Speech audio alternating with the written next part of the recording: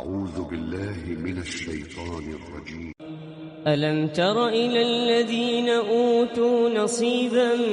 من الكتاب يدعون إلى كتاب الله ليحكم بينهم ثم يتولى فريق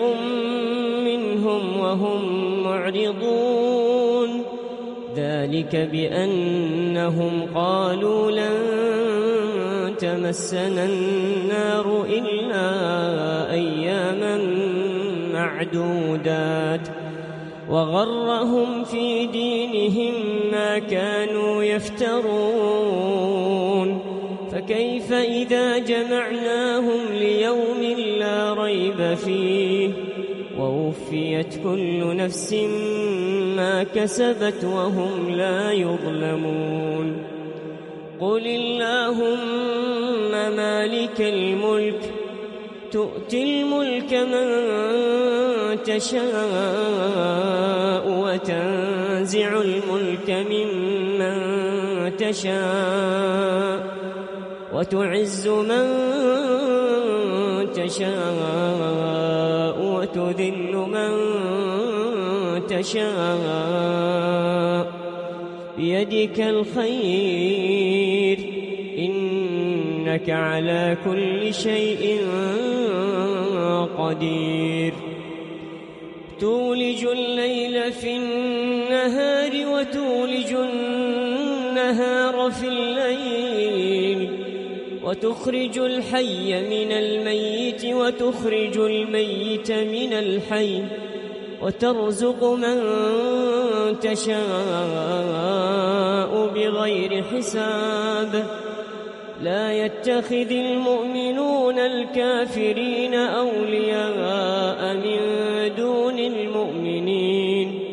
ومن يفعل ذلك فليس من الله في شيء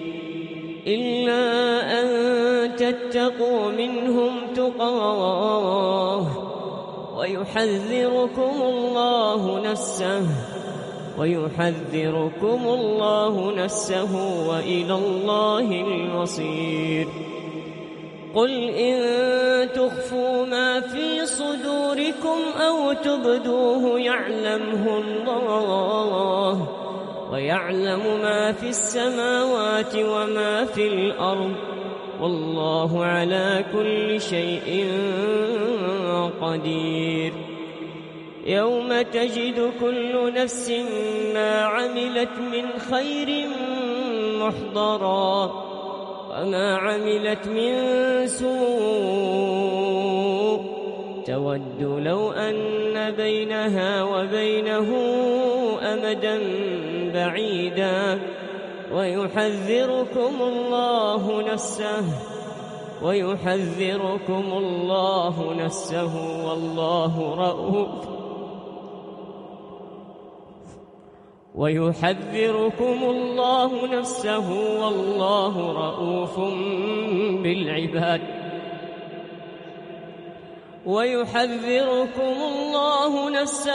والله رؤوف بالعباد قل إن كنتم تحبون الله فاتبعوني يحببكم الله ويغفر لكم ذنوبكم والله غفور رحيم قل أطيعوا الله